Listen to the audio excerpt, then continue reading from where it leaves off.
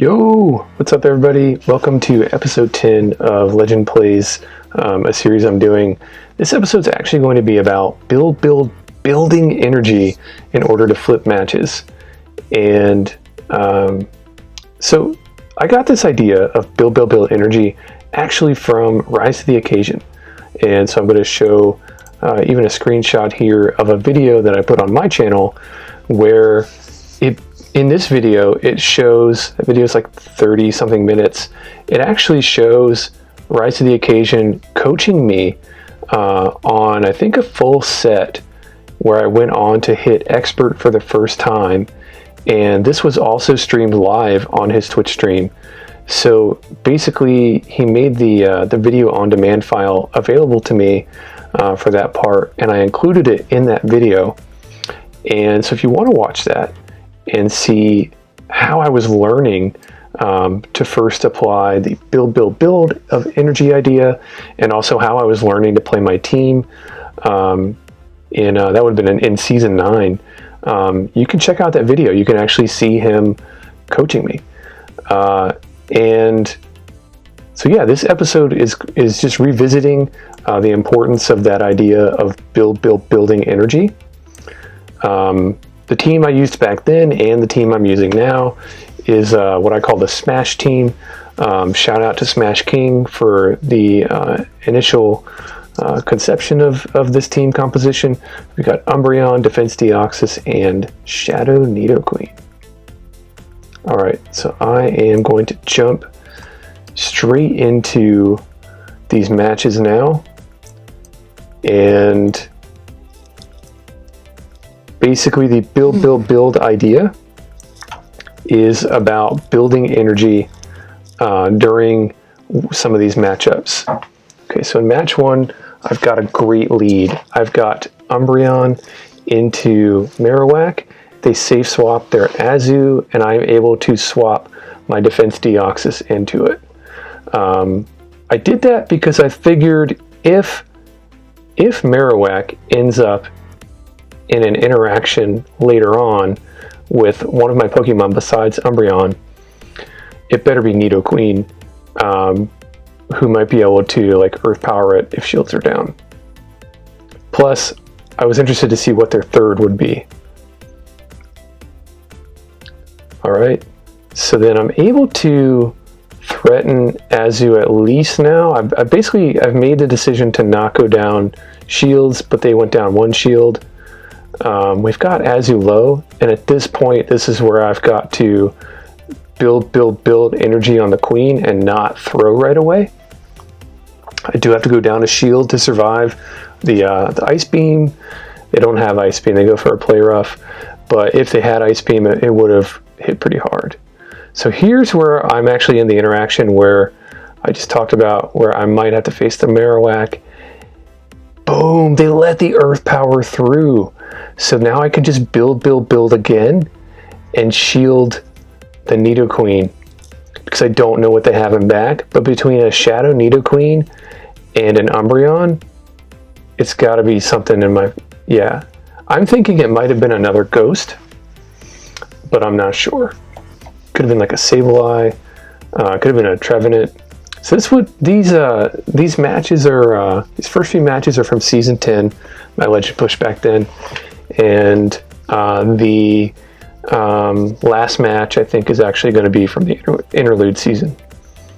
Okay, another good lead. So basically Umbreon into Hypno, and then I want to be able to shred through Lickitung, and I want the Hypno to come back in, and I realize that the DD interaction with Lickitung is kind of rough for DD. Those licks add up and do a lot on a psychic type like DD. So I decide I'll just go ahead and commit at least one shield here and try to just basically tear through Lickitung the only way that only like a Nidoqueen can. And so they still have their 2 shields, and now I expect their Hypno to come in, and I'm able to at least get a Fang off on it. And my timer's up, but that's okay. I just want to keep alignment. I am down one shield. This is a Shadow Hypno. And the fact that they dip out and go straight into Scrafty shows me maybe they don't have a Focus Blast, because if they had an energy lead on my Umbreon and I was down a shield, maybe they might be interested in threatening the Umbreon in the shield. Or maybe they just want to try to save that for the end if they have it. So here's where I'm able to just build a ton of energy. Build a ton of energy on Defense Deoxys. Basically tank a first foul play and survive, and then go down and go down one shield. And then now, before they get to a foul play, now what I want to do is try to get these 2 Psycho Boosts off. And then I CMP with them. And so now Umbreon has to take on this backline. But, I mean, look at how much DD did to that Scrafty with just the 1 shield, and they had 2.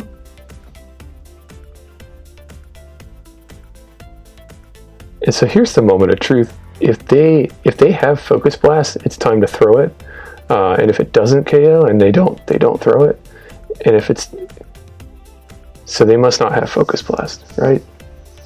So that build of energy on the Nidoqueen in the first match really helped. The build of the energy on DD really helped in that match. Now we're in match 3.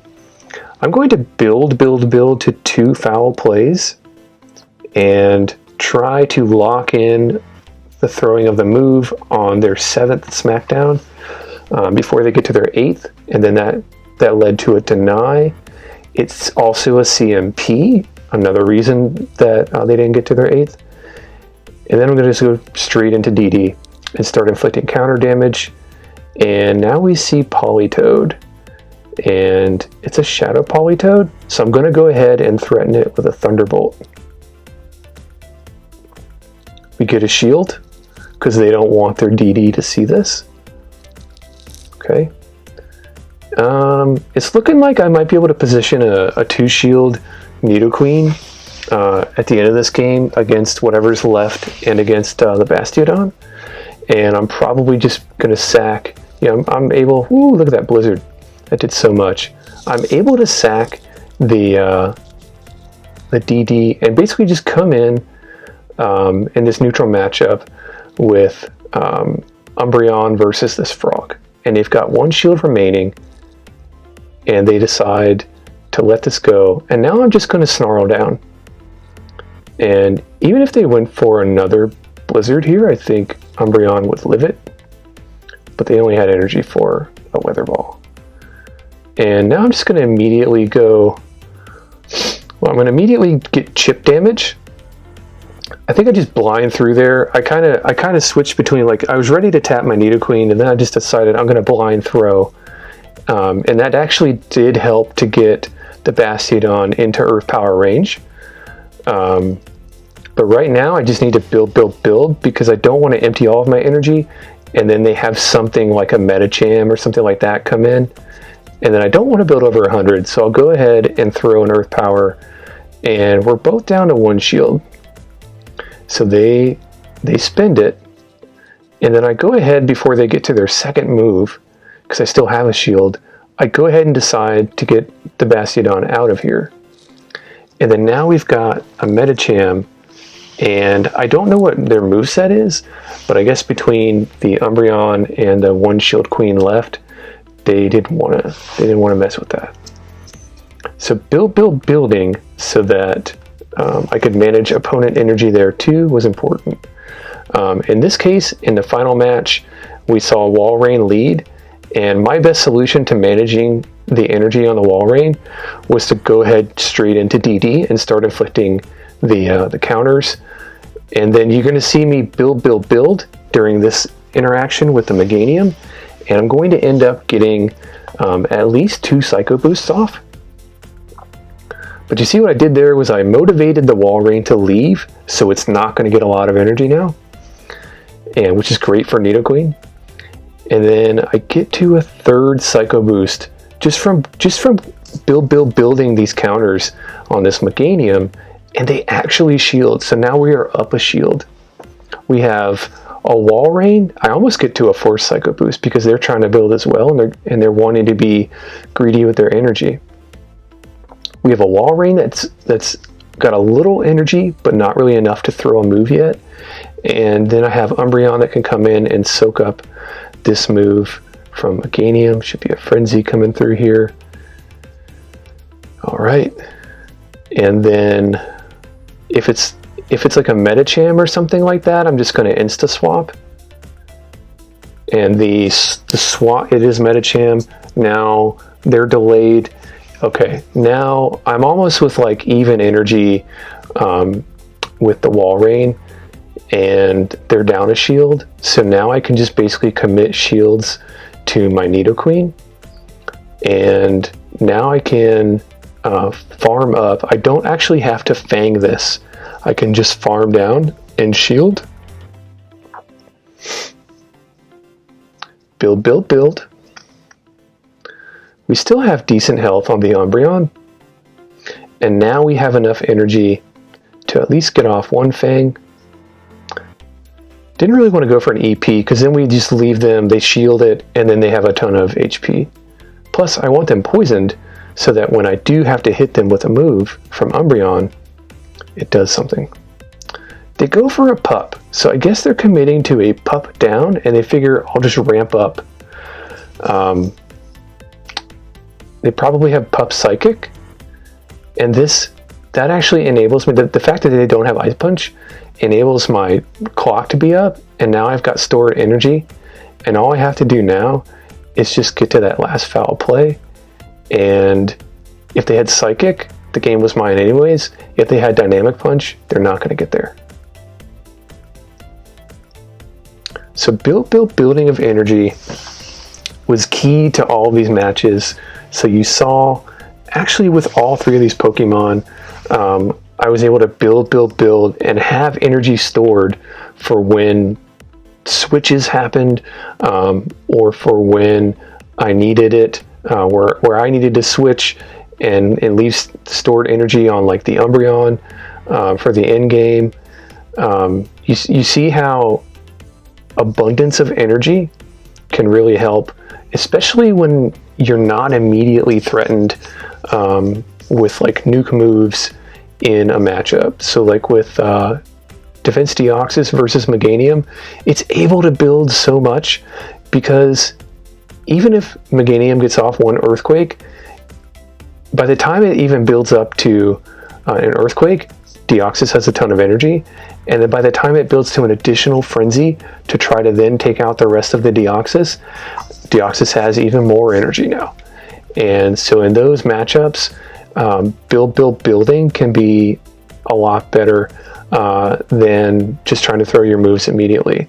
And so that strategy works pretty well with Defense Deoxys, where if you know you're going to have to do multiple Psycho Boosts, you don't want to do it right away. If you're staying in, if you're locked into a switch, especially, you want to kind of launch them back to back, because you want your counters to also add up. So after you throw the first Psycho Boost, you're actually debuffing your own move, and that includes debuffing the overall attack of your fast moves, and then your counters don't add up as much. So with DD, that build strategy can go hand in hand with the back-to-back Psycho Boost approach as well. And then with Nidoqueen, often you can poison something once and even 2 shield and leave with energy, because now that you've lowered their defense, your jabs are just adding up. And if you're facing a shadow Pokemon, like a Shadow Wall Rain or something like that, now it's taking even more damage. It was already going to take a bit more than a non-shadow, and then with you lowering its defense, it takes even more. And so these are some ways of using build with this team composition, with the Umbreon, with the Defense Deoxys, and with the Nidoqueen. So even with Umbreon, so I don't feel like I leave Umbreon out, we saw in the interaction with Bastiodon, by the time Basti gets to 7 smackdowns to deliver its first move, Umbreon has 2 foul plays, and I don't have to throw them both immediately at the Bastiodon. I ended up, I think, in one of these matches still denting the Bastiodon again before switching out, but that helped function to put that Bastiodon in a closer range to being KO'd by Earth Power. And so you see that in analyzing this, we can reflect on this and realize that build doesn't just pay off to inflict the damage. It also can work with the other PvP mechanics, the other skills in this game, in order to create these game-winning conditions. So with that said, guys, I really hope you enjoyed this episode. I will leave the link to the iHit Expert on Rise's stream video in my description, so you can check that out as well. And I hope you enjoyed this episode. I hope you're enjoying the series. If you are, like, share, recommend this to other people, and let me know in the comments. With that said, peace out.